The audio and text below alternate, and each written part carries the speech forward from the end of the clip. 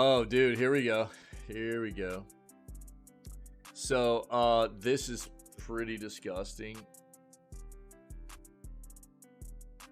I didn't even know. I knew this like collab was happening. I knew that, you know, the Final Fantasy 7 Rebirth skins and stuff were coming to Apex. This is obviously going to be something between EA and Square Enix, right? But the as EA is the publisher behind Apex, and Square Enix holds the licenses to all the Final Fantasy stuff, as they are the developers behind Final Fantasy. I think that you know, I need to begin this with a sentiment that I express quite often when it comes to video games in general. When you're talking about a game as a service, a live service game, free-to-play games, things of that nature, I think especially on the free-to-play front, I think it's appropriate to take a look from time to time at how much entertainment you've gotten out of that piece of software. You know, how much entertainment you've gotten out of that game. And I think that there's times where you go, you have to take a look and go, I've gotten a substantial amount of entertainment, of gameplay time out of this game, and I haven't had to pay anything for it. So it's probably, you know, appropriate that I give back to the developer a little bit here, right? So we'd all know that there have been great examples of free-to-play games and terrible examples of free-to-play games in the way that they monetize things. I am never going to be behind pay-to-win. I think pay-to-win's disgusting. I'm not about it. But the better free-to-play games, you know, and we can do examples. Apex is one of them, I feel like. Apex Legends is a pretty dope game. Talk about Path of Exile or Warframe, things of that nature. I think Lost Ark's a good one too. Different genres of games to bring up there and talk about in the free-to-play realm of gaming that have done very well just based off of, you know, mostly cosmetic types of monetization, right? There's going to be a little bit of pay to progress, which I'm okay with. Pay to progress, and you know, maybe a little bit of quality of life there, and something like Path of Exile with some stash tabs and things of that nature. We have to understand that, like, very well developed free to play games, you know, they've got to find ways to make their money. And I think that most of us as gamers understand this sentiment, right? And we're accepting of that. Much more as opposed to a game that is getting ready to release like Suicide Squad Kill the Justice League, which is AAA price point, and they are monetizing the crap out of it, right? That's disgusting. I'm sorry. It's gross. I hate to see that kind of crap. Or something like Exo Primal that was also AAA price tag that is just monetized all to heck. You know, it's gross to see that kind of crap. So I'm more understanding, and I think most of us as gamers are more accepting of the fact that these developers pushing out free-to-play games, especially when they're very, very well-developed free-to-play games, need to monetize, right? And as long as it's done the right way, we're going to be okay with that. And I think it's appropriate that we give back to if you've gotten a good amount of time of playing these games, it's appropriate that you take a look at giving back to these developers from time to time. If you've gotten a substantial amount of time playing these games and entertainment out of playing these games, you should be looking at giving back from time to time. You know, whether it's buying into a battle pass or, you know, buying a skin or what have you, whatever floats your boat. You know, as long as you're giving back for what you're getting out of it, then I feel like that's everybody's situation's different.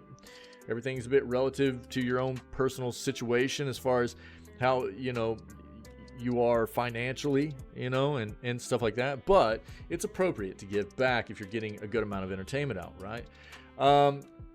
But there's also these situations that come about sometimes that feel very, very scummy and very gross and ridiculous as far as monetization is concerned. And I'm getting wind of a situation here with the Final Fantasy VII stuff, and consider me not surprised, coming out of a company behind Apex like EA, who is one of the more notoriously disgusting companies in the gaming industry, and Square Enix, who is becoming one of those same types of companies, in my opinion, that something like this is happening between both of them collabing in a game for skins, and it's just an absurd amount of money, right? So now that we have this prefaced here, let's dive into this article. Apex Legends players call out ridiculous costs of new Final Fantasy VII Rebirth skins. Apex Legends players, are calling out the supposedly ridiculous costs of the new Final Fantasy VII Rebirth event skins, asking players to spend upwards of $300 US to collect them all. Announced back at the 2023 Game Awards, the unexpected, which is also a big industry scamaz, it's just a big industry ruse, which is disgusting to see nowadays.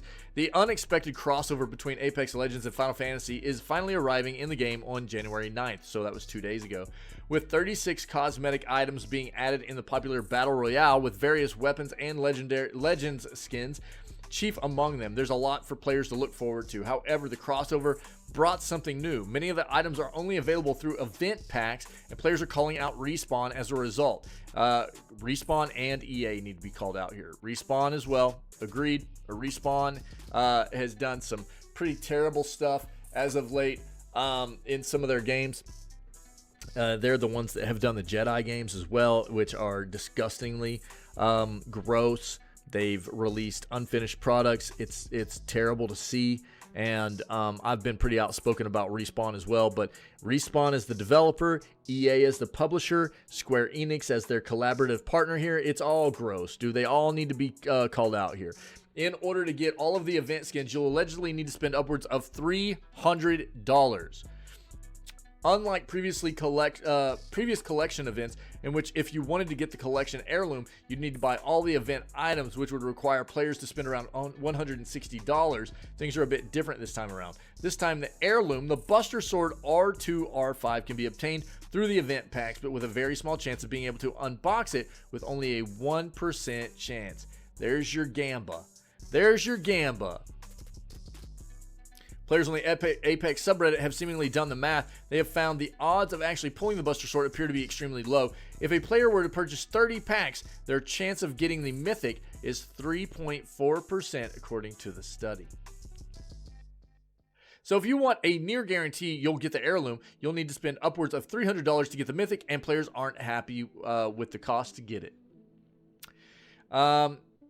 $300 plus for this is ridiculous. If you love Apex Legends, you have to know that supporting these ridiculous practices will not fix any of the real issues that plague this game, and instead will just keep getting more overpriced events.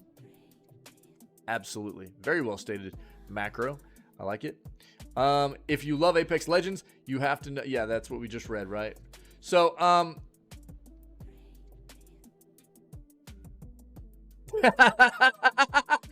Fortnite players vow not to complain about skin prices after comparing to Apex and SF6. Yeah, I mean, we put things into perspective, maybe, you know what I mean? It doesn't mean it's still not scummy on Epic's part, but we'll stick to this article here for now. Random vote time, let's go. Cool.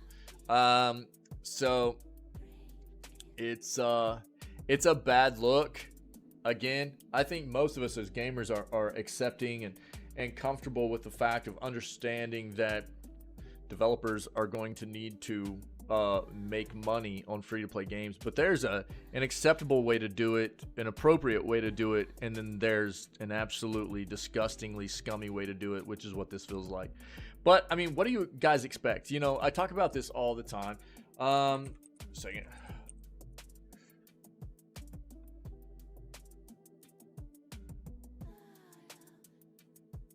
I apologize. Yeah, okay.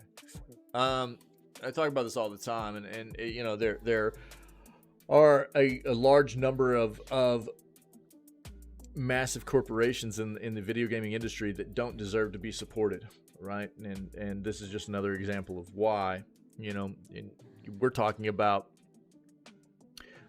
Respawn as a company that I'll admit in the past, I think they've done good stuff. I think Apex is a pretty solid game. I've been playing some more Titanfall 2. I think it's a dope game that they did as well. But as of recent, the Jedi games, you know, pretty gross the way they've released those games. You know, people be like, well, yeah, the content's good though, you know, but how can you even begin to experience the content when the games are released being unfinished? They're baiting people into buying unfinished products. It's not fair.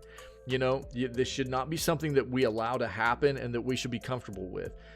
Companies releasing games that are unfinished and they know people will buy because it says something like Star Wars on it. That's balls. It's crap. It shouldn't happen, and we shouldn't be comfortable with letting it happen. We shouldn't be buying into these products and supporting these companies doing this kind of crap. So Respawn can get wrecked. EA is disgusting. They have been forever.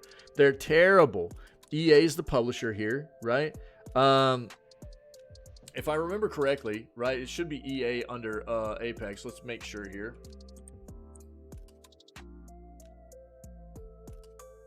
Yep, Electronic Arts, absolutely. And then you've got Square Enix on the other side. And Square Enix, you know, was one of my favorite developers when I was younger. Final Fantasy VII is my favorite game of all time. It has been ever since it released. Original Final Fantasy VII. I still own it. I love that game. And, you know, I feel like Square Enix is turning into what Blizzard is for me. You know, they were at one time a very respectable, I think they still make good content, you know, but they're turning into one of the more disgusting companies to be dealing with in the industry. They've got a huge, you know, aim towards things like, and they're very public about it, things like NFTs and blockchain and Web3 and pay to play and stuff like that. And it's, you know, when you see a company pivot into things like that, you know that all they care about is money. They're not caring about the content that I'm sorry, Final Fantasy 16 was not a Final Fantasy game. That was a Devil May Cry game or a Bayonetta game that had a Final Fantasy skin on it, right? I'm not saying it was a bad developed game or anything, but it wasn't Final Fantasy. You know, they're losing their touch. They're consumed by what appears to be greed, no concern for, you know, content or community, you know, their fan base, their consumer base, anything like that. They're turning into something that I've seen happen many times before. And I'm not surprised to see a collaboration like this be an absolute greed fest. I'm just not. It feels bad. It always feels bad. But I'm not surprised. And so the same sentiment that I push out all the time of support the good companies, don't support the bad companies. You know, we continue to support the bad companies. We continue to get crap like this that happens. Support the good companies and let these companies fall by the wayside. You know what I mean? Then, you know, we don't continue to get this kind of crap coming out of these kinds of companies. I don't know. I guess that's what I've got out of it. It's on us, really. I mean, there's nobody else that's going to take care of us like we will. And us as a collective community of gaming enthusiasts and consumers have to do the best we can by us. That's all there is to it.